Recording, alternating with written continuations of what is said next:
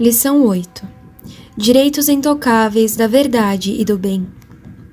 59. São a verdade e o bem os únicos a ter direitos? Sim, são. 60. Em qual base se assenta a vossa afirmação? Em argumentos filosóficos e teológicos. 61. Quais são estes argumentos filosóficos? Ei-los aqui. O nada não tem direito nenhum, posto que não existe. É impossível aquilo que não existe ter direitos. Atribuir direitos ao nada é, portanto, uma injustiça. Ora, o que se faz quando se atribui direito ao erro? Atribui-se direito ao nada. Basta tomar consciência do que é a verdade e o erro para entender. A verdade encontra-se na inteligência, na medida em que a inteligência reproduz exatamente uma realidade existente. Quando a inteligência produz intelectualmente uma coisa que não é, então há erro. Ora, e o que acontece em tal caso? Tenho na minha mente a ideia de uma coisa como se fosse. Atribuo-lhe o direito de ser na minha mente tal como se existisse. Em realidade não é. Visto que não é, ela é uma criação do meu próprio espírito sem fundamento nenhum. Como posso dar como base à minha vida, à minha atividade, uma realidade que não existe? O que deve resultar de uma tal aberração? O que resulta necessariamente em todo prédio que se constrói sem fundamento? Dou como base à minha vida e à minha atividade uma ideia a que não corresponde nada de objetivo e de real. Necessariamente todo o edifício intelectual e social que se ergue assentado nesta ideia está destinado a ruir. Para uma vida e uma ação não pode haver outro fundamento senão uma realidade verdadeira. E por isso, unicamente a verdade tem, na ordem individual e social, o direito à existência. Sob nenhum ponto de vista, o erro pode reivindicar este direito. Quando o erro se instala numa inteligência ou nas multidões, usurpa os direitos que não lhe pertencem. É injusto. 62. Em que argumentos teológicos assentais a vossa afirmação? Assento-a na revelação realizada para o mundo por Jesus Cristo. Nosso Senhor veio ao mundo para salvá-lo, em conjunto e a cada pessoa em particular. Nesta perspectiva, revelou ao mundo a verdade. Esta verdade pertence-lhe em virtude do seu direito divino e também em virtude da sua obra de redenção. Se esta verdade lhe pertence e se está confiada ao mundo por ele, num sentido e numa finalidade muito precisa, arruiná-la, diminuí-la é uma injustiça. É sacrificar o direito de Jesus Cristo. 63. Mas nessas condições, apenas haveria lugar para a verdade? Não haveria a famosa distinção entre a tese e a hipótese? Efetivamente, apenas pode haver lugar para a verdade e o bem. Quanto à distinção entre a tese e a hipótese, é preciso bem entender, pois de fato, o recurso a esta distinção foi causa da perda de muitas almas. 64. Mas esta distinção não foi aprovada pela Igreja? De maneira alguma. Foi uma sutileza inventada por alguns teólogos. Servem-se dela para formarem a consciência e, como se diz habitualmente, para se safarem. 65. Não poderíeis expor-me a razão de ser desta distinção e como recorrer a ela? Por tese, entende-se a situação em que a verdade e o bem gozam de todos os seus direitos. Assim, em um estado de tese, a Trindade, Jesus Cristo e a Igreja ocupam o lugar que, de direito, lhes pertencem. Neste caso, praticamente, vivemos no reino de Jesus Cristo e da sua Igreja. Ao lado deste estado de direito, há uma situação de fato. De fato, Jesus Cristo não exerce o seu império sobre as sociedades. De fato, a verdade e o bem não gozam das prerrogativas que lhes pertencem em direito. Mas o mundo e os estados estão corrompidos.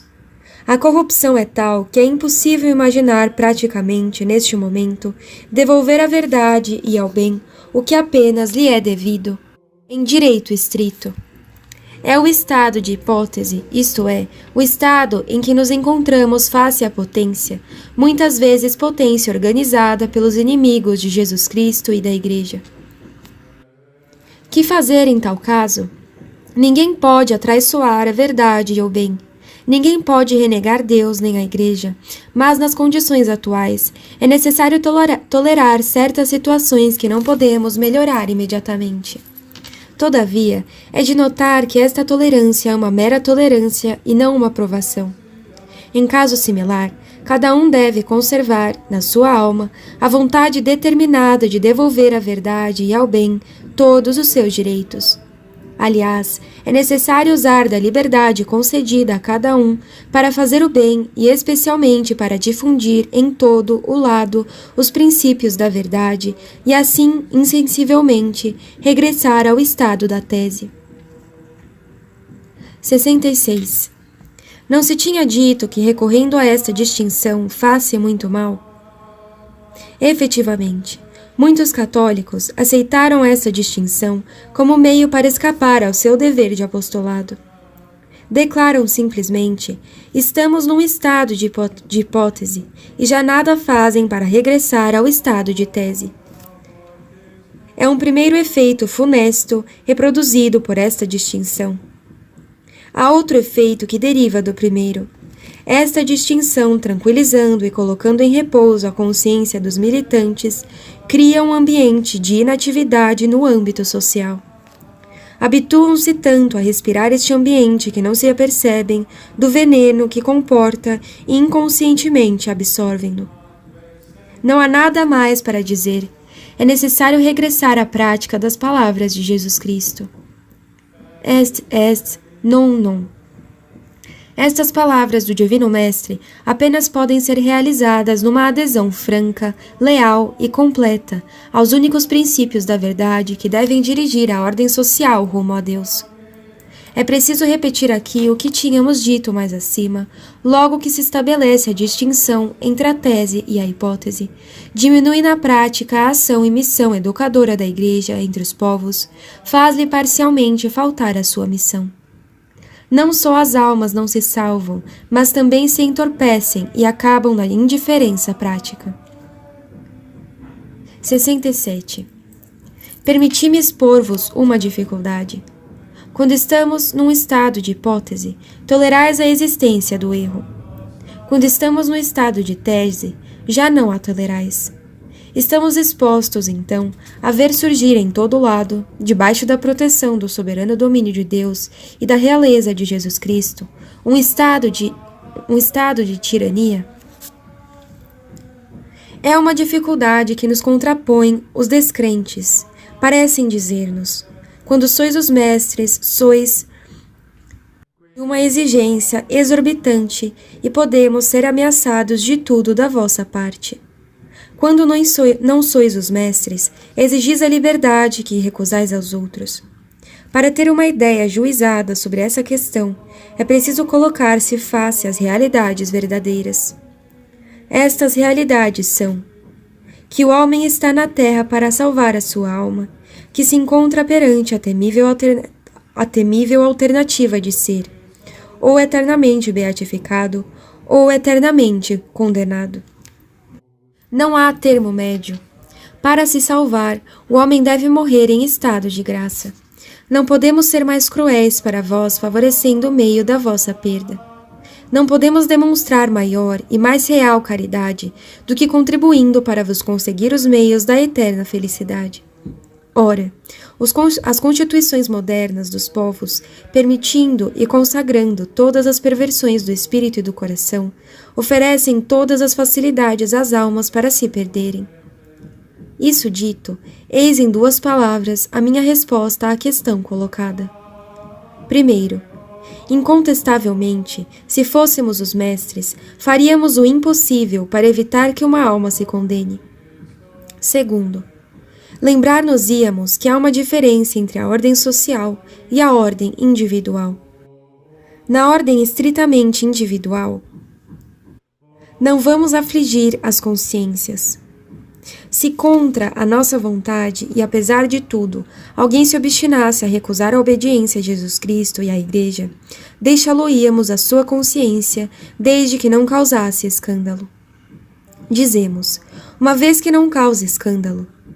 Evidentemente, não poderíamos tolerar que a descrença de um indivíduo prejudique o bem geral da sociedade ou de um país, ou até mesmo o bem particular de uma alma. É por isso que, terceiro, vedaremos a todo erro e a todo mal a possibilidade de difundir-se. É neste sentido que supriríamos dos códigos e das constituições dos países as pretensas grandes liberdades modernas. Lição 9. O pecado do liberalismo, pecado da Europa e do mundo. 68. É o liberalismo um pecado? Incontestavelmente. É necessário tomar conta das boas intenções, da falta de luz e do ambiente que diminui as responsabilidades, mas considerando as coisas em si mesmas, o liberalismo é um pecado do espírito. 69. Explicai como entender este pecado do espírito?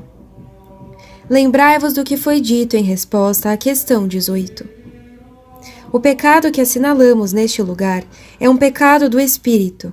Este pecado, que é o do liberalismo, comporta em relação a Deus uma injustiça e suprema injúria. De fato, na Declaração dos Direitos do Homem e nas liberdades que decorrem daí, o homem substitui-se a Deus.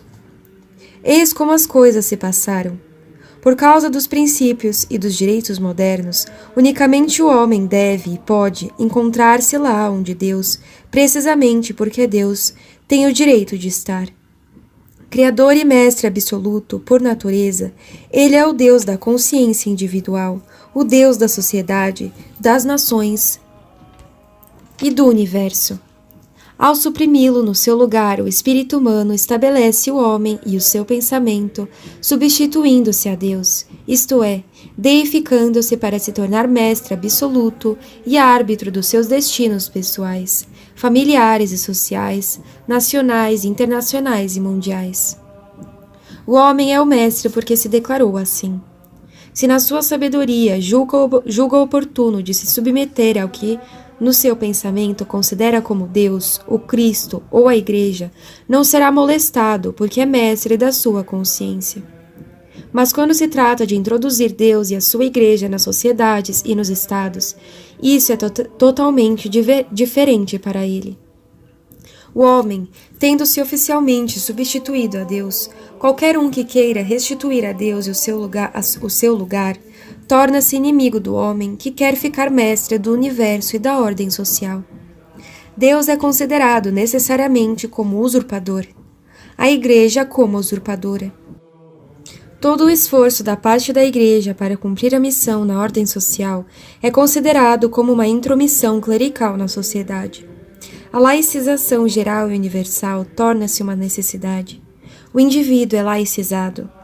Não queremos reconhecer nele nada senão uma grandeza humana, feita de princípios naturais de humanidade, de justiça, de bondade e etc. Toda a instituição social deve ser laicizada. Os estados, as constituições dos povos e suas legislações, os governos, parlamentos, senados, todo o organismo oficial, todas as instituições privadas, logo que entram em relação com uma organização oficial, devem incorporar unicamente o caráter humano. A marca sobrenatural é apagada em todo o lado. A ordem sobrenatural deve ser inexistente. A Igreja, se sobrevive por causa das vontades individuais, será, quando muito, uma sociedade privada sem nenhum direito público.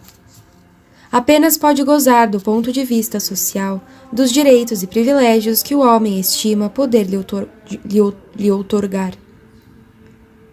Um governo composto de individualidades católicas poderá lhe ser favorável, mas este favor provém necessariamente do homem, que o recusará ou concederá à vontade.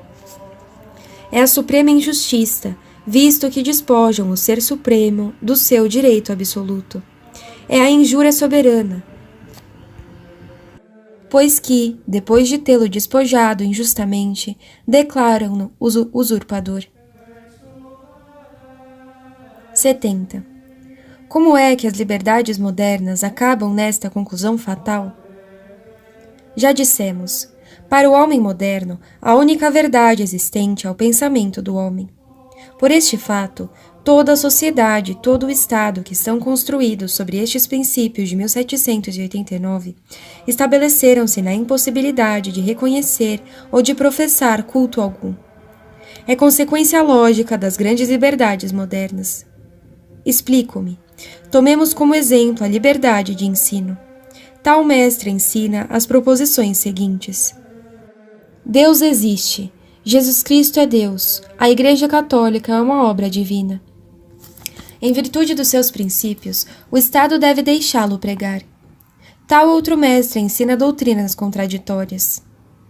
Deus não existe. Jesus Cristo não existiu ou apenas é um alucinado.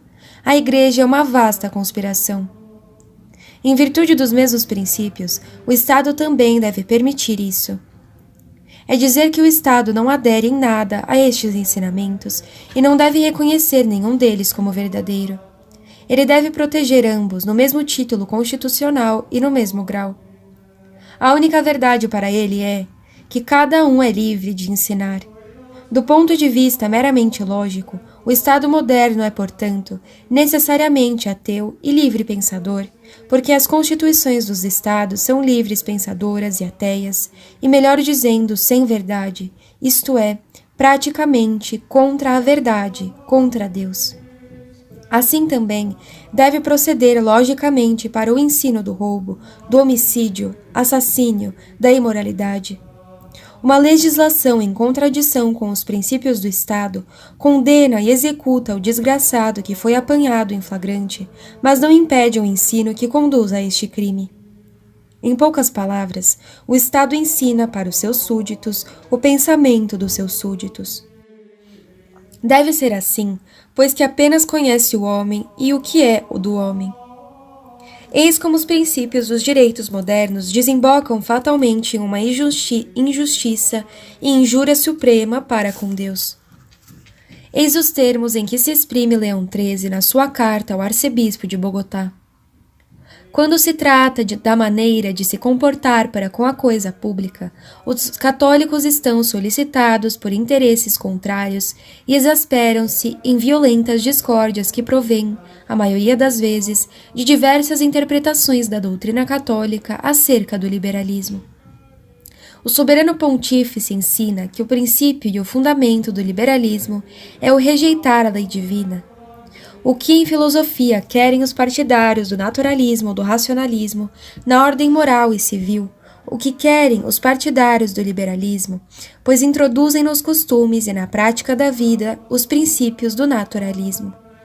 E sendo o ponto de partida de todo o racionalismo a soberania da razão humana, que rejeitando a submissão devida à razão divina e eterna, e pretendendo depender somente dela mesma, se considera a si mesma, e só ela, como princípio supremo, fonte e juiz da verdade. Tal é a pretensão daqueles que chamamos seguidores do liberalismo. Segundo eles, não há nenhum poder divino ao qual sejamos obrigados a obedecer na prática da vida, mas cada um é, em si próprio, a sua própria lei. Daí decorre esta moral chamada moral independente e que, sob as aparências de liberdade, desvia a vontade da observância dos preceitos divinos e concede ao homem uma licença ilimitada. Tal é o degrau mais pernicioso do liberalismo.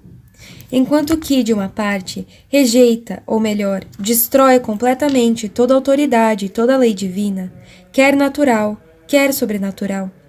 De outra parte, afirma que a constituição da sociedade depende da vontade de cada um e que o poder soberano decorre da multidão como da sua própria fonte.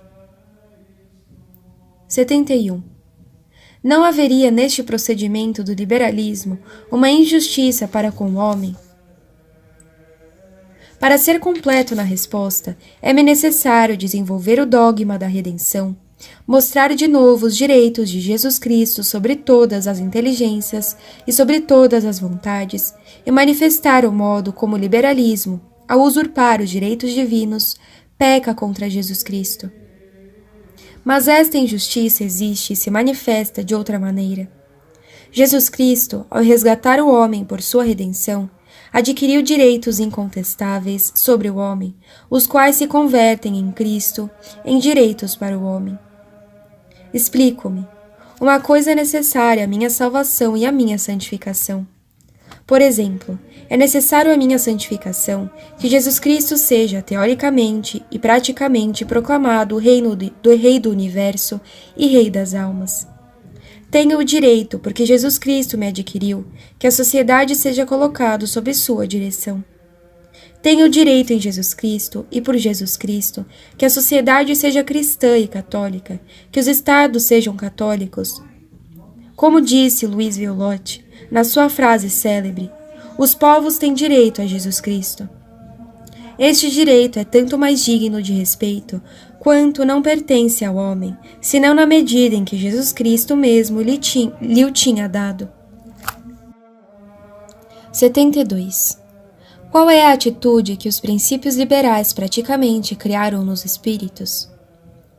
A consequência direta do liberalismo é a anarquia ou a tirania. Que a anarquia resulta do liberalismo, tal como uma consequência deriva do seu princípio, isso é evidente. Digamos novamente pela 100ª vez. Segundo as constituições modernas, cada um tem o direito de pensar como ele quiser, de viver como ele pensar. Ora, se o pensamento serve de linha de conduta a cada um, sem o freio da verdade objetiva, é evidente que lançamo-nos no desenfreamento mais completo do espírito e da ação. Além disso, o remate fatal do liberalismo é a tirania. Mais de uma vez ressaltamos isso. Para colocar um dique a todas as devassidões do espírito, do coração e das paixões, temos o recurso à vontade geral e somos obrigados a criar leis. Unicamente a lei cria o direito, mas se a lei representa a vontade geral do povo, e se o povo é dirigido por uma má vontade, ateia, ímpia, imoral, o que podemos esperar senão a tirania? Governa-se em nome do povo, e em nome do mesmo povo, impor-se-ão as injustiças mais apavorantes e muitas vezes mais fantasistas. Tais são as consequências do liberalismo. A anarquia e o sovietismo descem dele em linha direta. O liberalismo corta na raiz toda e qualquer ordem em qualquer sociedade que seja. 73. Os princípios modernos exercem uma influência sobre a salvação das almas. É uma consequência do liberalismo exprimida por Leão XIII nestes termos. É incalculável o número de almas que se perdem por causa das condições criadas aos povos pelos princípios do direito moderno. Examinai, por exemplo, o mal produzido somente pela liberdade de imprensa. Quantas almas corrompidas pelas leituras dos maus jornais, as produções imorais e ímpias que abundam em todos os países. Quantas almas estão perdidas para sempre por causa desta proteção revestidas de direito a todas estas edições literárias, científicas ou outras. Quantas almas estão condenadas neste momento que não o seriam se esta maldita liberdade de imprensa não existisse. O mesmo acontece com a liberdade de ensino. O que permitem aos faltores da desordem de ensinar as suas doutrinas e de corromper os espíritos, senão esta liberdade absoluta que lhe foi benevolentemente outorgada. 74. Não haveria nas teorias que acabais de anunciar uma nova condenação da distinção entre a tese e a hipótese? Precisamente. Para tomar consciência do mal causado pelo liberalismo pretensamente católico, é necessário colocar-se no ponto de vista que acabamos de expor. Tranquilizando e entorpecendo as consciências, não se impede que o mal exista, mas se impede que o bem se propague.